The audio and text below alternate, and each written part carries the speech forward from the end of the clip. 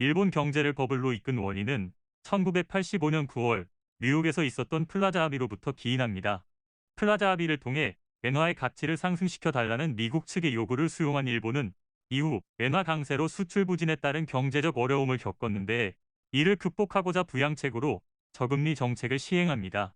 당시 저금리 정책으로 인해 일본은 시중에 유동성 과잉 공급이 일어났고, 이는 부동산으로 흘러들어 부동산 급등 현상이 나타나게 됩니다. 그렇다면 1980년 중반 미국은 왜 일본에게 엔화의 가치를 높여줄 것을 요구했는지, 그리고 일본은 왜 부동산 버블이 발생하고 있음에도 이를 용인할 수밖에 없었는지, 당시 경제적 상황을 자세히 살펴보겠습니다. 1960년부터 75년까지 베트남 전쟁에 참전했던 미국은 막대한 전쟁 비용 때문에 경제력이 많이 악화되었습니다. 당시에는 근본이제가 유지되던 시절이었기 때문에 화폐를 일정량의 금으로 바꿀 수 있는 교환 비율이 존재했었는데, 경제력이 악화된 미국은 외국으로부터 달러와 금의 교환 요구가 급격히 늘어나자 금 보유고가 턱없이 부족한 상태가 이어졌습니다. 여기에 더해 당시 무역 적자까지 심해지자 미국의 리처드 닉슨 대통령은 1971년 금과 달러의 교환 정지를 선언하며 달러 가치를 하락시켰고, 이렇게 근본이제는 역사 속으로 사라지게 됩니다. 뿐만 아니라 1972년 대통령 선거에서 재선을 노리던 리처드 닉슨 대통령은 인플레이션 없이 실업률은 낮추고 경제를 진작시킬 방법을 강구하며 임금, 물가 통제를 포함하는 신경제정책을 실시합니다. 미국이 근본이제를 폐기한 이후 금 가격은 온스당 36달러에서 120달러로 폭등했고, 달러의 가치는 급락했습니다. 그리고 달러 가치 하락은 미국의 수입 물가 인상으로 이어졌습니다. 수입 가격이 올랐지만 미국 기업들은 닉슨 대통령의 신경제정책으로 인한 정부의 임금 물가 통제 때문에 제품 가격을 올릴 수 없어 비용 절감을 위한 노력을 해야만 했습니다. 임금 역시 인하할 수 없었으므로 기업들은 비용 절감을 위해서는 어쩔 수 없이 노동자들을 해고해야만 했습니다. 결과적으로 이 시기 미국은 실업이 늘고 경제 성장은 둔화됐습니다. 한편 근본이제가 사라진 탓에 미국은 금 보유량에 얽매이지 않고 달러를 찍어낼 수 있게 됐습니다. 이에 따라 화폐 발행량은 늘어났으며 통화량이 늘어난 만큼 물가도 점차 오르게 됩니다. 이후 상황이 심각해집니다. 미국은 1970년 GDP가 0.5% 하락하고 실업률은 6.1%로 올랐는데, 이전의 통화 확대 정책으로 가격 인플레이션은 최고조에 달한 상황이었습니다. 이후 걷잡을 수 없을 만큼 높은 물가가 지속되자 미국은 이를 안정시키기 위해 뼈를 깎는 노력을 합니다. 당시 미국 연방준비제도 이사회 의장 폴 볼커는 물가를 잡기 위해 기준금리 인상을 결정합니다. 그 뒤 미국의 기준금리는 급격히 인상되었으며, 특히 1980년대 초에는 거의 20%에 근접해질 정도까지 상승합니다. 쉽게 생각해보자면 기업이 은행에서 대출을 받으면 이자가 20% 가까이 붙게 되는데, 상당수의 회사들은 이 정도의 이자를 감당하면서까지 이익을 내기는 힘들어집니다. 결국 당시 미국 중소기업들의 40% 이상은 망하게 됩니다.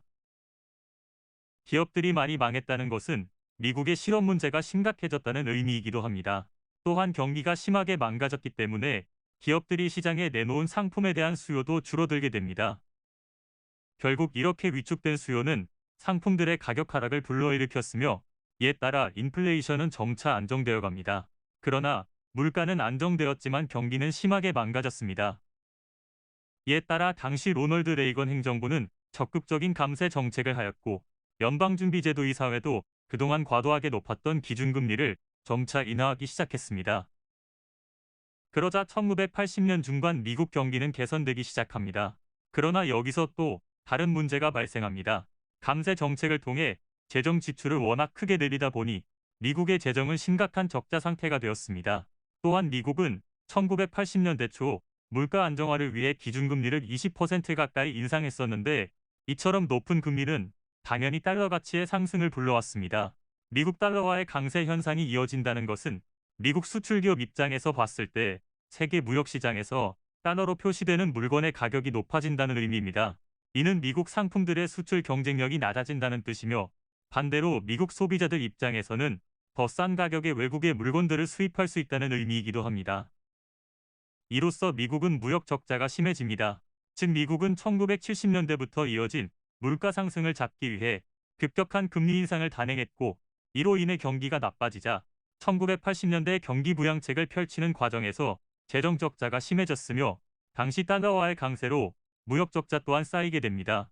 이로써 미국은 재정 적자와 무역 적자가 동시에 심해지는 상황인 쌍둥이 적자를 겪게 됩니다.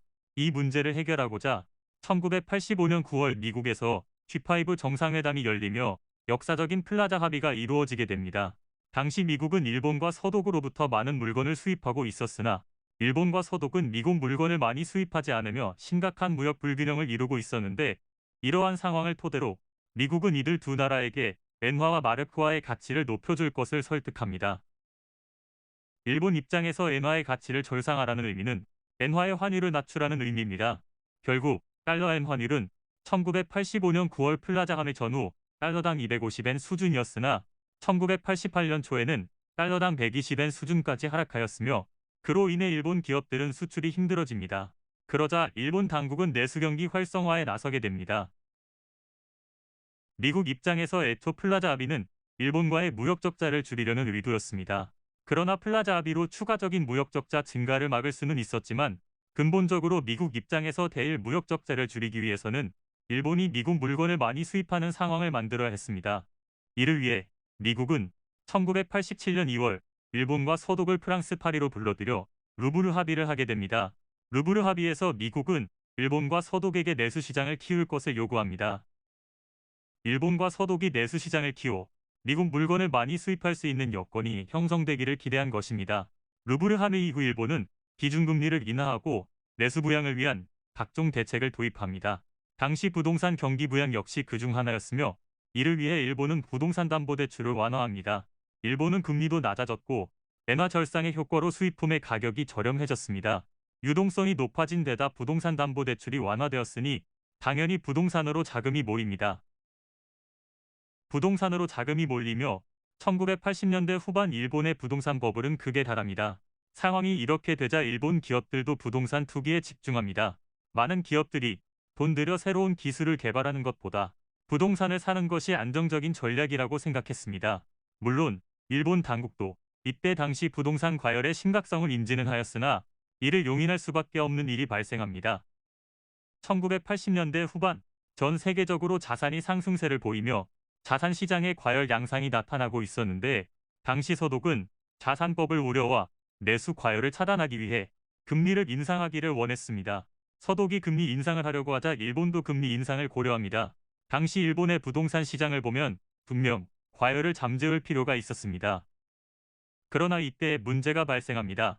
그동안 미국은 글로벌 시장에서 거대한 소비 시장이었으나 루브르 합의로 인해 그 역할이 점차 일본과 서독으로 전환되는 듯 보였는데, 갑자기 서독과 일본이 금리를 인상하려 하자 글로벌 수요 위축에 대한 공포감이 생겨나게 됩니다. 그리고 이런 공포감은 그간 급상승했던 글로벌 주식시장에 큰 부담으로 작용하게 됩니다.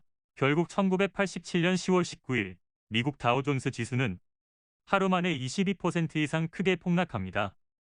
이것이 바로 그 유명한 블랙먼데이입니다. 일본 입장에서는 블랙먼데이로 인한 경기 침체의 부담이 상당히 큰데다 당시 일본의 물가는 안정적이어서 굳이 자산 가격의 버블을 잡겠다고 금리를 올리기는 어려웠습니다. 결국 이렇게 일본은 부동산 버블을 용인할 수밖에 없어집니다. 이렇게 플라자 합의와 루브르 합의를 거치며 미국 입장에서는 경제적 안정을 얻을 수 있었지만, 일본 입장에서는 졸지에 거대한 거품 경제를 얻으며 잃어버린 20년의 빌미를 마련하게 됐습니다.